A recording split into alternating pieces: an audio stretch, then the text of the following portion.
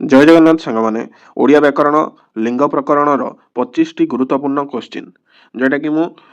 Total ऊपर 50 T next session में आनी आउ आज 25 टा क्वेश्चन आणुची कहीं लिंग चैप्टर टा बहुत इंपोर्टेंट आउ बहुत बड़ा भी अच्छे तो 25 टा इंपोर्टेंट क्वेश्चन आम डिस्कसन करवा बर्तमान फास्ट क्वेश्चन होची ओडिया भाषा रे लिंग केते प्रकार आंसर होची 4 प्रकार कौन कौन पुल्लिंग स्त्रीलिंग क्लीबलिंग एवं उभयलिंग क्वेश्चन नंबर 2 पुरुष और स्त्री उभय प्राणी को बुझाउथुवा पद को केउ लिंग बोली कुहाଯାଏ उभय माने उभय लिंग पुरुष और स्त्री उभय हेले उभय लिंग जेमिति गोटे पद होची छुआ बा पिला तो पिला पिलारु आमे कोन जानिबा पुओ पिला ना झियो पिला किछ जानि हबनी तो एटा होची उभय लिंग क्वेश्चन नंबर 3 जेउ पद कोनोसी पुरुष बा स्त्री प्राणी को न बुझाई निर्जीव वस्तु को बुझाई थाए ताको कोन कुहाଯାଏ आंसर होची ताको कुहाଯାଏ क्लीबलिंग जेमिति खाता बही कलम एक्सेट्रा एटा गोटे देइछि छुआ पिला शिशु एगुड़िक केउ लिंगर अंतर्भुक्त एवं कहले एटा होची उभय लिंग कहीं एथरू जना पड़िबनी जे एक्चुअली छुआटा कौन पुओ पिला छुआ ना झील पिला छुआ पिलाटा कौन पुओ पिला ना झील पिला शिशुटा कौन किसी जना पड़ पारिबनी तेणु एटा उभय लिंग 5 नंबर तल लिखित पदगुड़िक मध्यरु केउटी एक क्लीबलिंगर उदाहरण तो ये भितर कोउटा गोटे क्लीबलिंग आंसर होची जोटा निर्जीव निर्जीव माने मोबाइल तो मोबाइल फोनटा गोटे क्लीबलिंगर उदाहरण 6 नंबर ओडिया भाषा रे विशेष्य पदर लिंग निर्णय साधारणतः कहा उपरे आधार करी कराए तो ओडिया भाषा रे विशेष्य पदर लिंगटा कहा उपरे निर्भर करते ना पदर प्रकृतिगत लिंग को अनुसरण करी ऑप्शन होची ख ओडिया भाषा रे विशेष्य पदर लिंग निर्णय साधारणतः पदर प्रकृतिगत लिंग को अनुसरण करी करा जाई थाए 7 नंबर संस्कृत भाषा रे लिंग निर्णय कहा उपरे आधारित आंसर होची शब्दर व्युत्पत्ति अर्थरे तो शब्दर व्युत्पत्ति अर्थरे संस्कृत भाषार लिंग निर्णय कहा माने टोटल उपरे आधार करिथाए 8 नंबर क्वेश्चन होची संस्कृत नियम अनुसार समान अर्थरे थिबा देह तनु और शरीर शब्दर लिंग यथाक्रमे कौन देह तनु एवं शरीर देहटा होची पुल्लिंग तो क ऑप्शन हम देहटा होची पुल्लिंग तनुटा होची स्त्रीलिंग शरीर होची क्लीबलिंग 9 नंबर क्वेश्चन संस्कृत अर्थपदक शब्दरे दारा केउ लिंगरे व्यवहृत होता है दाराटा पुल्लिंग अर्थर व्यवहार हम किंतु 3टा शब्द अच्छी दारा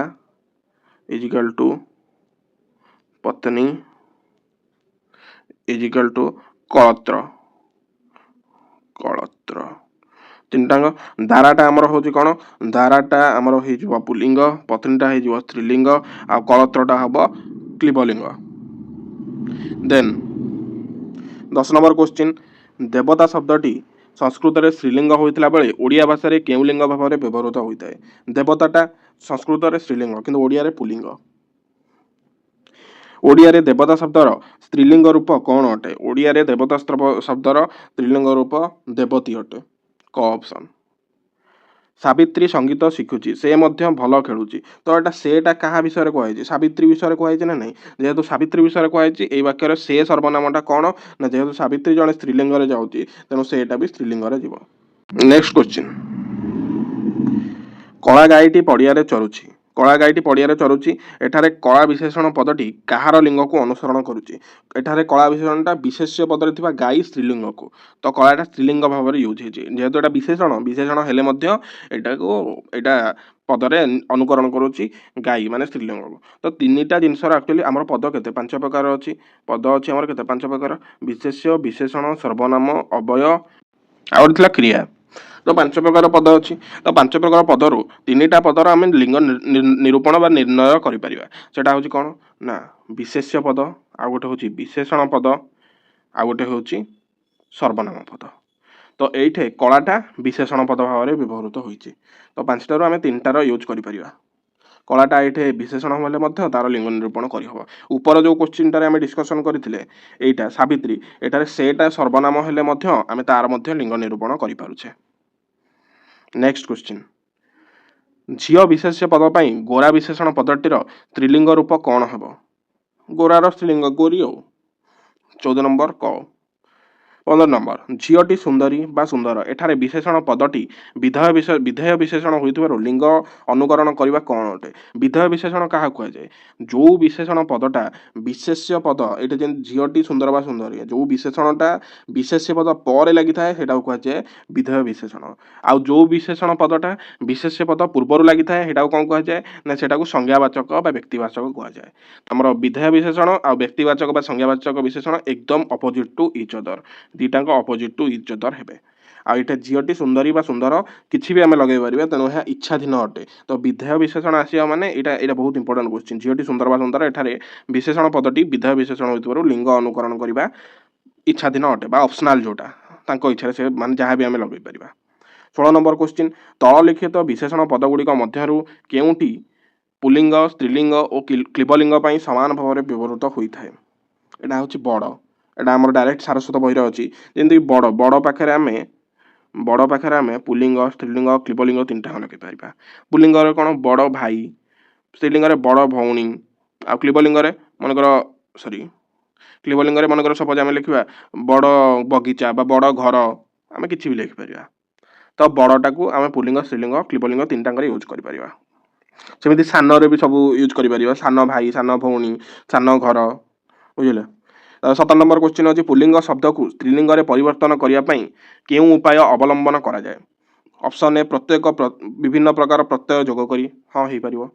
विभिन्न प्रकार प्रत्यय जोग करी जमी आ प्रत्यय जोग करी विभिन्न पद गुड़ हो पारुची आमती मूल्यारू मूल्याणी है तो आणी जो णी प्रत्यय जोग करी मूलिया युक्त अणी मूलियाणी तो विभिन्न शब्द व्यवहार सॉरी भिन्न शब्द व्यवहार करी भिन्न शब्द व्यवहार करें कहीं गोटे प्रकार माने विदाउट प्रत्यय जोग करी जहाँ भी थी तार अपोजिट जमी अजा आई तो यहाँ गोटे भिन्न शब्द होगा किसी प्रत्यय जोग होनी पूर्व पुरुष बा स्त्रीवाचक शब्द प्रयोग करी एटा भी हो पार माने केमिति ना जदि मनकर दबा गोटे देथिबो क्वेश्चन सपोज बाछुरी बाछुरीटा कौन माई बाछुरी अंडीरा बाछुरी तो पुरुष बा स्त्रीवाचक शब्द प्रयोग करी तो उपरोक्त समस्त विकल्प यहाँ आंसर हम बश्च शब्दर स्त्रीलिंग रूप कौन हम बश्चा आ प्रत्यय जोग होती नेक्स्ट शिष्य शब्दर स्त्रीलिंग रूपटी बाछ ये भी आ प्रत्यय जोग हो शिष्या होती अनुज शब्दर स्त्रीलिंग रूप कौन हम ये भी आ प्रत्यय युक्त हो अनुजा होती नेक्स्ट निपुण शब्दर स्त्रीलिंग रूप निपुणर हूँ निपुणा ये भी आ प्रत्यय जोग होती देन पाठक शब्दर केउटी स्त्रीलिंग एटा हूँ क अंते माने क अंते थिबा माने पदगुड़िकर स्त्रीलिंग रूप तो यहाँ पाठकर हूँ पाठिका तो पाठकर पाठिका तो बालकर बालिका 23 नंबर बालिका पाचकर हिंदी पाचिका ऑप्शन ख पाचकर पाचिका गोपालकर हूँ गोपालिका ऑप्शन ख तो यहाँ आज लिंग ओडिया व्याकरण गोटे पार्ट 1 बोली आप कहीपर पार्ट 1 आउ 25टा क्वेश्चन अच्छी पार्ट 2 जोटा मुझे करी ओनली माने जो इंपोर्टेंट 50टा खंडे मुझे रखी जो शब्दर पुल्लिंग स्त्रीलिंग कन्वर्ट कराब से ओनली इंपोर्टेंट 50टा क्वेश्चन जोटा कि पार्ट 2 रे आनी तो लिंग विषय में टोटाल भाई मिनिमम 75टा कि भी अधिक क्वेश्चन आनीपे तो थैंक यू वेरी मच जय हिंद जय भारत।